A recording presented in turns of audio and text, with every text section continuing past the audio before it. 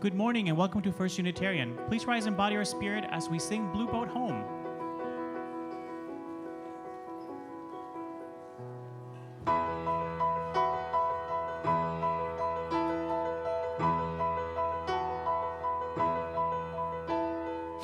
Though below me I feel no motion, standing on these mountains and plains, far away from the rolling ocean, still my dry land God can say, I've been sailing all my life now, never harbor or port have I known, the wide universe is the ocean I travel, and the earth is my blue boat home.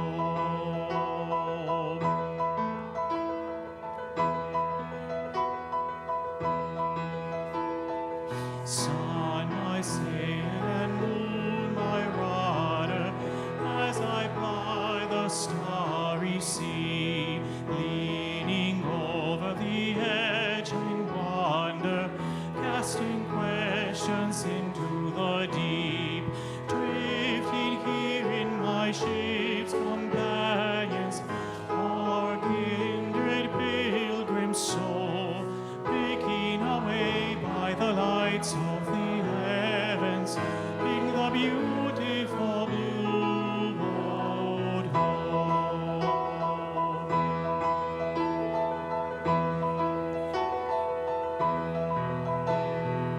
I give thanks to waves upon me,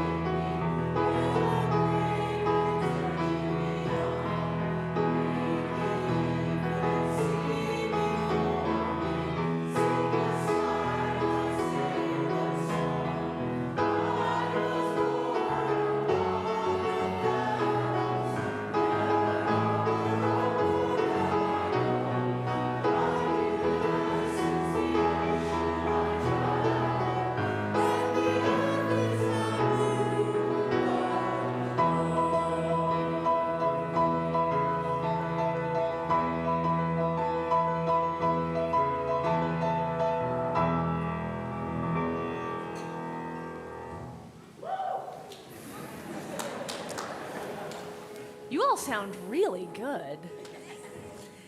There are seats on this side if you're coming in and would like to get cozy. Spinning 1,000 miles an hour around and around on our blue boat home, it's understandable that you might get a little dizzy or confused. We look at the world around us and it can all be a little overwhelming. Alongside this, we know another truth. The truth is that we are also here together, and it is good to be together now. We gather with joy, with hope, with courage, and with love. We bring these things into our circle when we have them.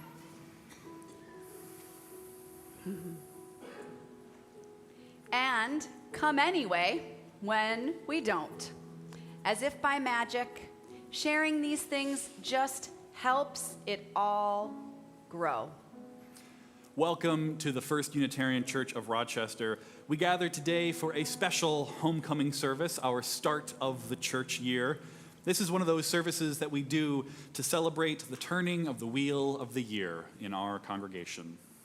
And perhaps you've done this before. You know our ways, you know our rituals. You've bottled up water earlier in the summer from your summer camp, or maybe a dying friend's bedside. Or maybe some of this feels new, some of it familiar, but this is a new space for you. Either way, welcome home. We're so glad that you're here. The words of Reverend Molly Hoosh Gordon lead us into worship today. We gather together this morning tenderly, like drops of dew on a leaf of grass. Hopefully, like gathered raindrops in a cloud. Gleefully, like water rushing in a stream to the sea. Deeply, like groundwater pulled up from a well. We gather from every direction for another year of growth and of depth. We gather for another year of companionship and hope, another year of learning to love the world. We gather in from a summer full of climate extremes, from drought to flood, from wildfire to hurricane, and we humble ourselves before the powers of the elements. We gather because we need each other to survive. We gather because it is only in gathering that we find solace, hope, and a path forward as tender creatures on a wild and beautiful planet. We bring waters from far and water from home. Here where the river Genesee meets Lake Ontario, and the Erie Canal crosses above the Finger Lakes. These are the waters of our home. We bring water from every place that our souls have been nourished. May our gathering make us whole, make us connected, and make us bound together in holy community. I now invite Kamar, Ajani, and Chris up to light the flaming chalice, this symbol of our shared faith and living tradition. And they're bringing friends. Please join me in our chalice lighting opening words. Life is a gift for which we are grateful. We gather in community to celebrate the glories and the mysteries of this great gift.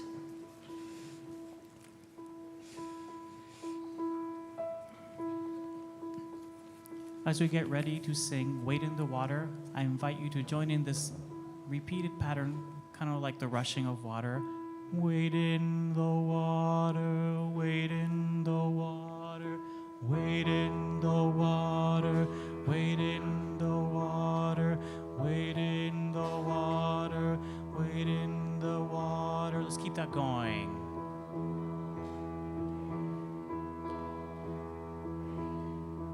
And now tenors and basses of the choir, get ready.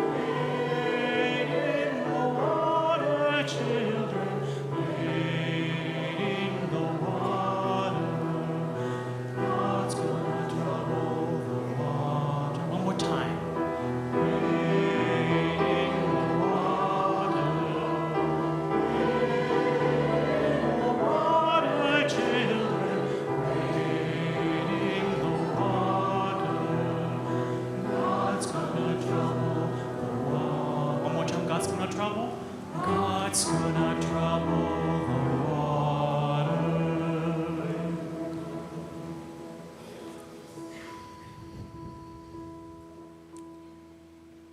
It is said that our story today comes from China or India, but no one knows for sure. There once was a woman who, like all of us, needed water to live. Every day, the woman woke up in the morning, and right after eating her breakfast, she went down to the river from her house to collect water. Water for drinking, for cooking, for cleaning, for bathing. All that she would need, she collected and carried back to her house. The woman collected all of this water from the river in 2 large pots. And they both hung on the end of a long pole that she carried across her shoulders. One of the pots was perfectly formed. The other pot was similar, but it had a crack in its side.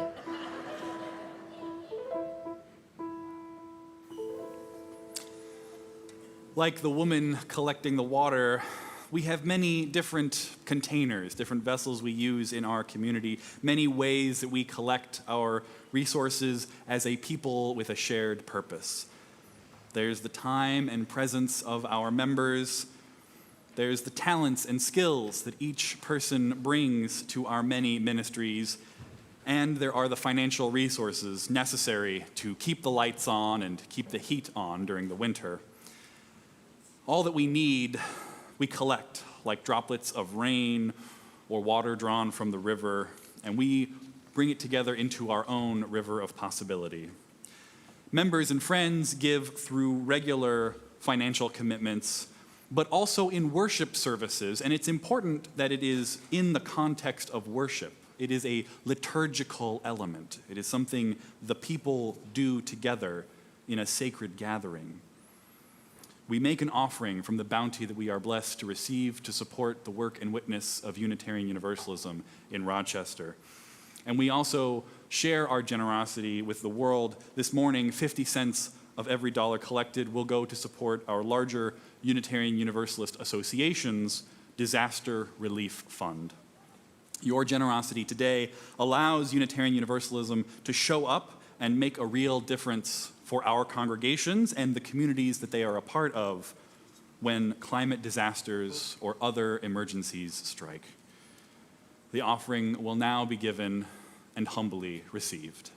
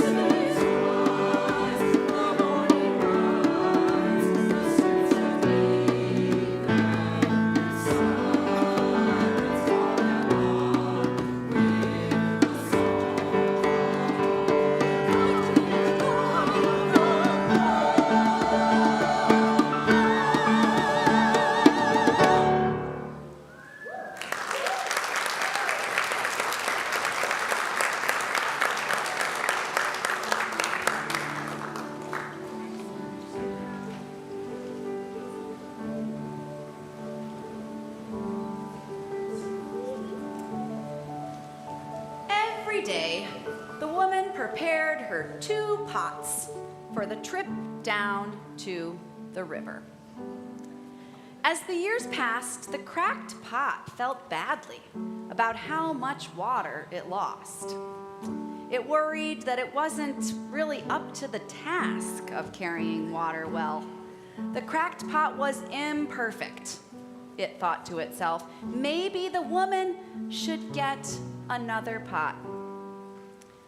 One day, as the woman knelt beside the river and began her usual task of filling the pots with water, the cracked pot finally found its voice and spoke. For years and years, we've been coming to the river to fill the pots and bring water home. And for years and years, not all of the water that you put in me makes it home because of this crack on the side. My friend, the perfect pot never loses any water. And I'm sorry that I can't do what he does. Maybe it'd be better if you just had 2 perfect pots.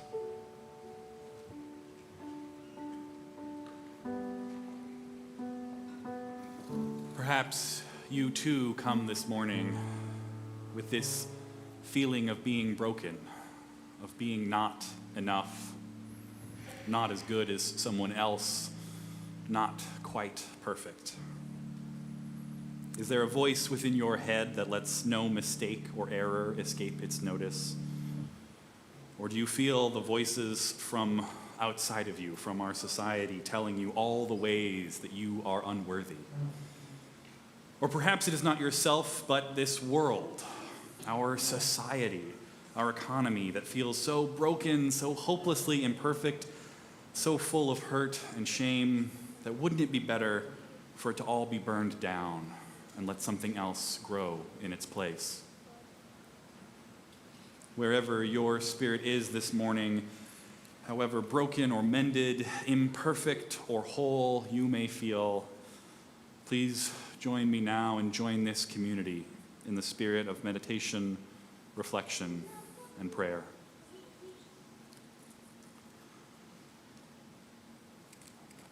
Great mystery which grounds us and surrounds us. Divine presence known to us by many names and by no name fully known. We gather in for this homecoming, for this coming home, not to the home of hearth and family, but the home of heart and spirit. The spiritual community to which we give ourselves and in which we find our deepest truths, our deepest values witnessed, affirmed, challenged sometimes, and invited always into growth. We come to let our waters run together, to seek the depth of spiritual wells, to make oceans of compassion, tidal waves of justice, and oases of mutual care and compassion. As we gather in for another year of journeying together, we hold in tender love the memory of Joni Chapman, a longtime member who passed away peacefully in the early hours of Thursday morning. May our compassion and love wrap around Joni's family and around all those in our community who are grieving a loss or are facing uncertainty or devastating or disappointing news.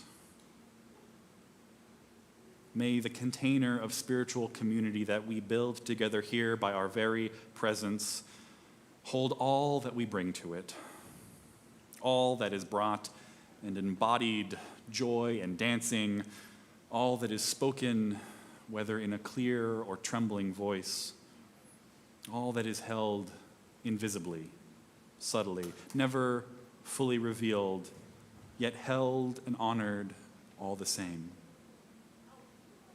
May we each bring ourselves and the whole of ourselves, our most authentic truths, both those beautiful and those we deem ugly, to be held with the same compassion, to be held by the spirit of love that is holding all and all that is, and held also by the expansive love that lies in our own heart of hearts. Come, beloveds, come, Spirit of life, come to the edge, come through the fog, like a bird to its nest, like a river to the ocean. May we come home again and again. May we return to ourselves. May we return to each other. May it be so. Blessed be.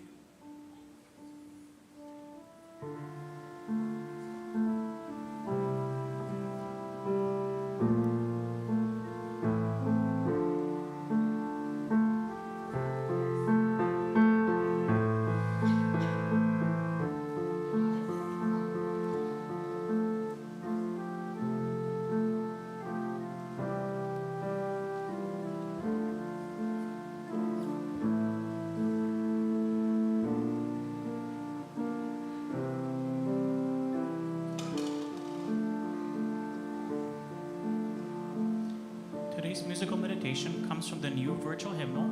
It's called Coming Home. I'll sing through it once and invite you to join after.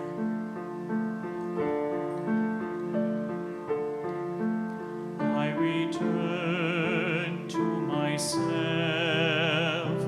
here where I belong. I am coming home,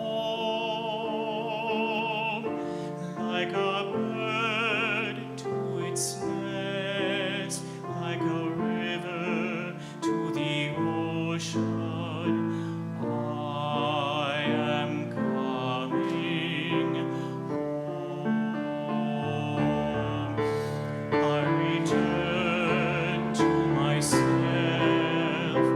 here where I belong. I am coming home, like a bird to its nest, like a river to the ocean. I am coming home. One more time. I return to myself, here where I belong. I am coming home, like a bird to its nest, like a river to the ocean. I am coming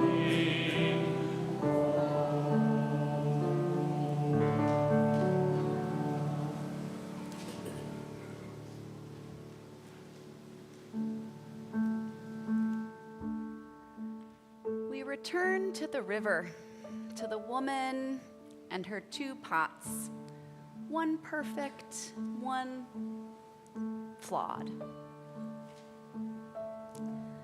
The woman listened to the pain and shame of the cracked pot's words with compassion and care. This story of unworthiness was a surprise to her. This wasn't how she thought about the pot at all.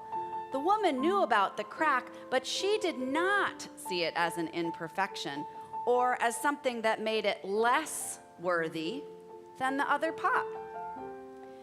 Gently, she said, "On our return walk home, I want you to look at the path. This is a difficult task for a pot, yes. But today, you must try to see what lies just to the side of the road.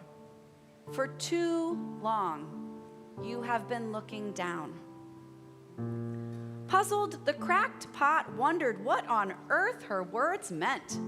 However, the cracked pot trusted the woman.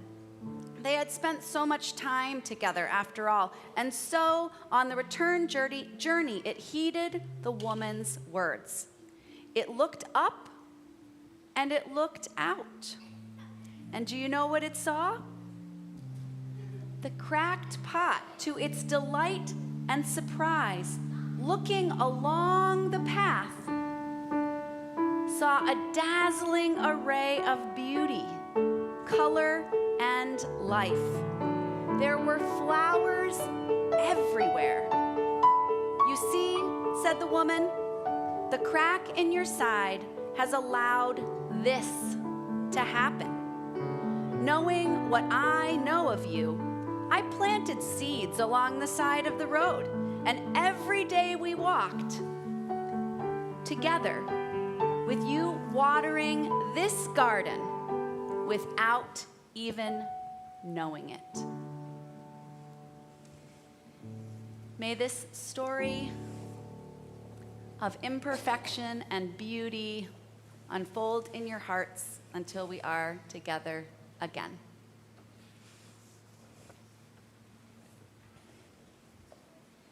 Do you ever feel like the load that you're carrying is too much?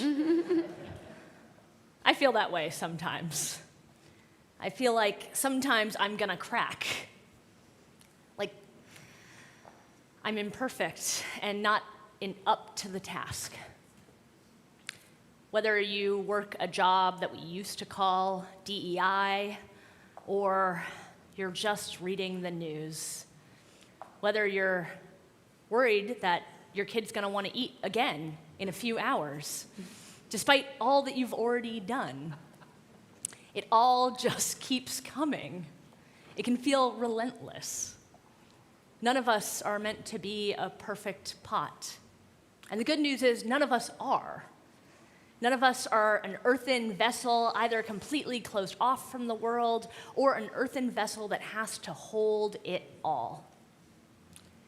Each of those cracks in all of us allows us to feel beauty and connection and a way of being companions on the road with one another that we don't expect, that we can't trace, that we didn't necessarily plan for, and yet is part of our collective story. In their book, Burnout, Emily and Amelia Nagoski talk about the stress that each of us carries in our bodies. They use the example of women who are catcalled, or people who are catcalled, but usually it's women. So many of us learn to steel our jaw, keep walking, and pretend like nothing ever happened. But the stress lives in our bodies. It doesn't go anywhere, and our bodies keep the score.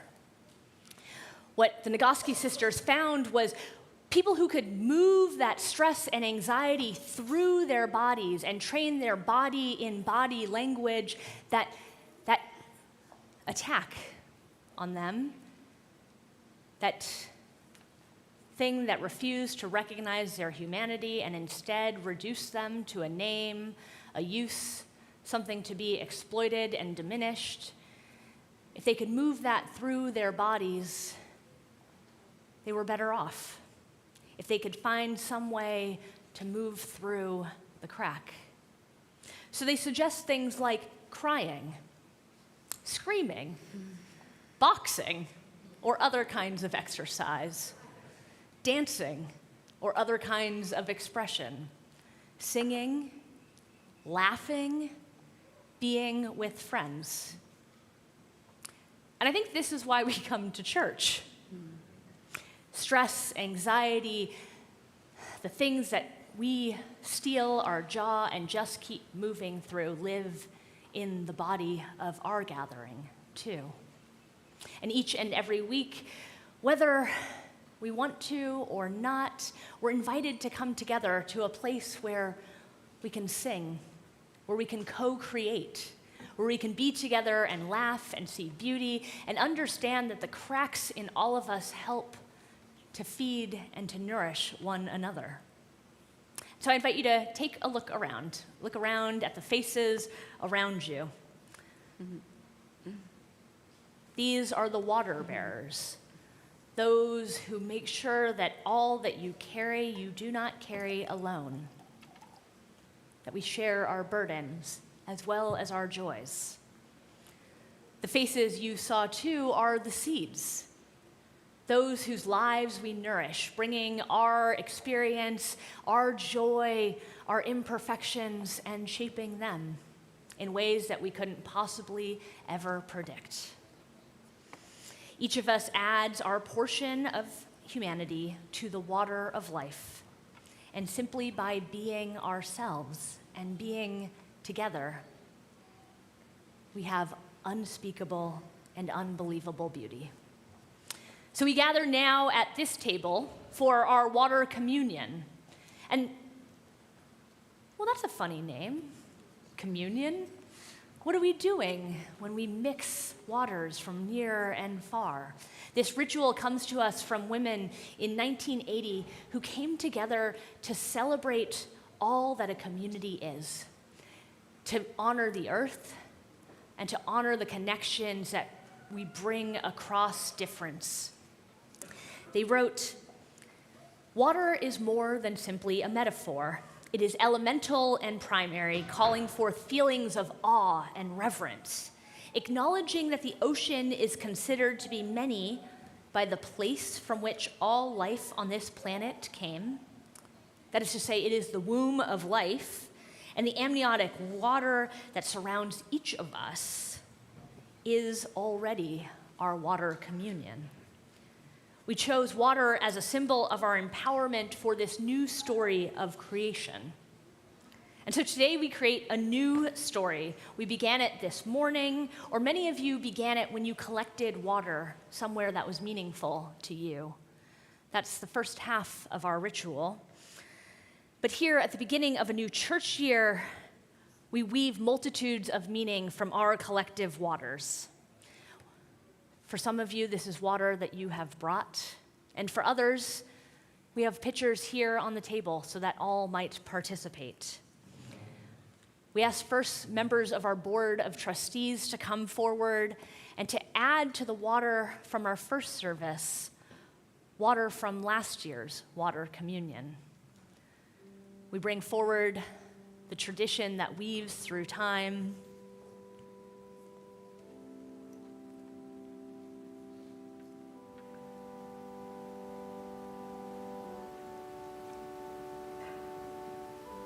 Our trustees understand themselves, your leaders understand themselves to be stewards of a tradition that existed long before any of us and will continue long after us. We are but vessels, stewards. Each of you will be invited to come forward in waves, symbolizing a piece of our collective humanity. Now, I want you to consider which of these four waves you might fit into: grief, wonder, effort, and joy. Grief, wonder, effort, and joy. Which word caught you just now? Which wave in life are you riding? Now, I know you might be thinking, not only do we contain multitudes as a community, but I contain multitudes. I feel all the things all at once. Pick one. Someone else, I guarantee it, someone else will take care of the others. And if you're up top and want to join us, you're invited to come down and partake in our water communion. As you each decide, again, the waves are tears of sadness, seas of wonder, sweat of effort, and rivers of joy. When your wave is called, if you're online, type into the chat, "Let the river run." And here in the room, I invite you to come forward or send a neighbor and pour water that you've brought or water from our pitchers into our shared vessels. May our community be blessed by the communion of stories. And when you're finished, please return to your seat. So today, if you have come from a place of grief, uncertainty, or simple loneliness, come add your water to our communion. This is the water of tears, of hospital rooms, of mourning, of witnessing a genocide, of fearing that your life's work might be undone.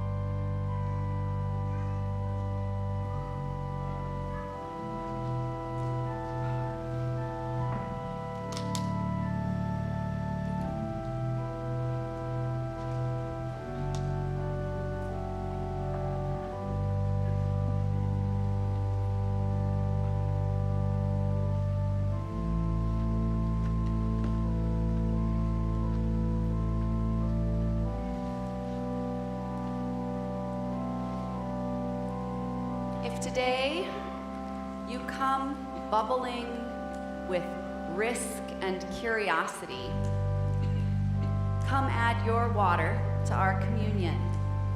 This is the water of seas, of awe at the sunset, of wonder at your child's newest word. If you come to us in wonder today, please come share your water.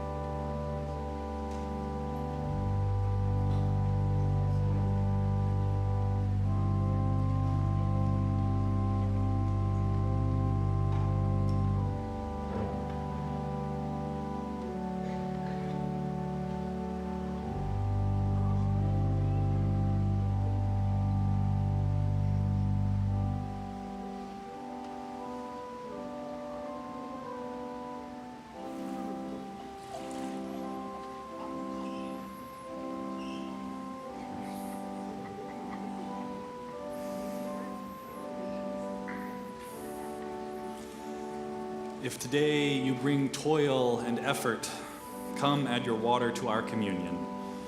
This is the water of sweat, of protest, of learning to use your knees again, or of making sure the guest room is ready for the immigrant family evading ICE.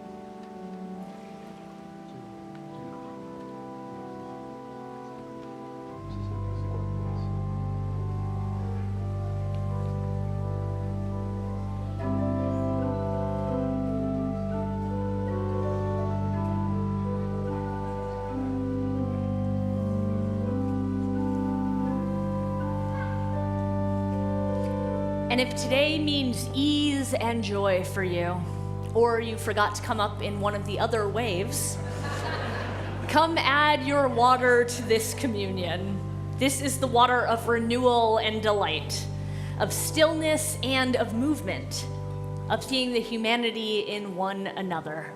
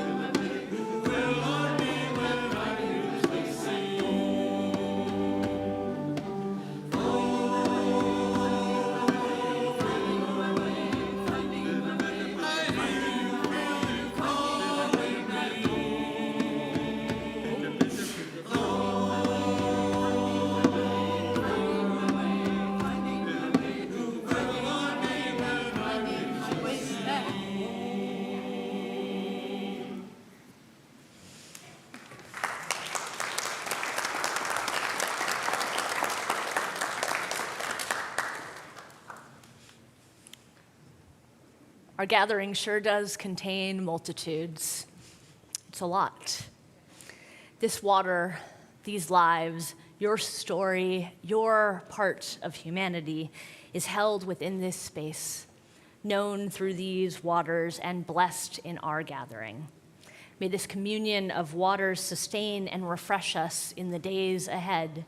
And indeed, much of this water will be boiled and filtered and saved to dedicate our babies, to bless those who are ill or dying, and to carry forward our traditions for next year. May these waters bless new stories and new life. May each of you be a blessing just as you are blessed. So on that note, let's rise in body or in spirit and sing "Come Thou Font of Every Blessing." And I mean you.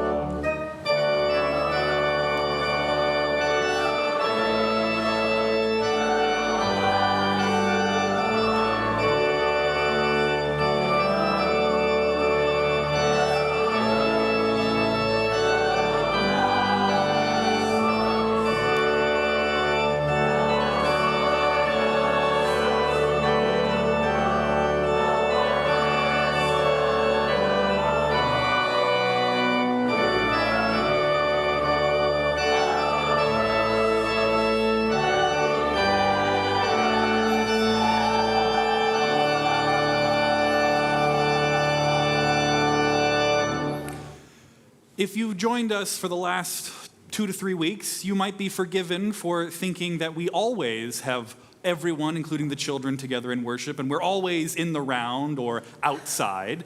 But in fact, next week, we do begin religious education classes. So if you've got a family, if you've got kids in the program, please make sure you're registered and connect with Amanda, our Director of Religious Education, to make sure that you are connected for that. And as we return from the summer to be worshiping here in our sanctuary at the second service, anyone willing and able will be invited to help us stack the chairs after we end our worship. And you can stack them in separate stacks of chairs with arms, chairs without arms, and leave them where they are. They don't need to be up against the walls. But first, we must close our worship service together, and so please join me in the words to extinguish our chalice. We extinguish this flame, but not the light of truth, the warmth of community,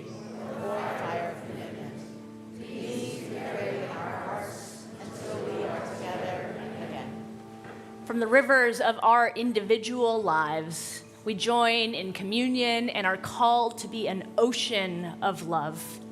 May love flow through all of our cracks. I love you. May your love make the world more beautiful. Amen.